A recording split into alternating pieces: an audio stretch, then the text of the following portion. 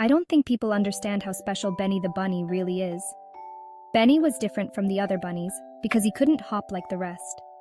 While all his bunny friends hopped around, Benny walked slowly through the grass. He wished so much that he could hop and bounce like everyone else. One day, Benny met a wise old turtle named Toby. Toby saw that Benny was sad and asked him why.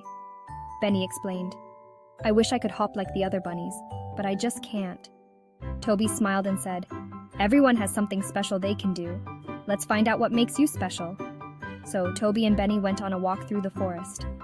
As they walked, Benny noticed things the other bunnies never paid attention to. He saw hidden trails, found the sweetest berries, and even discovered a sparkling stream. "You have a special gift, Benny," said Toby. "Because you walk slowly, you notice all the beautiful things others miss." Benny realized that even though he couldn't hop, he could see and explore the world in his own way. From that day on, Benny led his bunny friends on amazing adventures through the forest, showing them all the wonders he discovered with his sharp eyes and careful steps.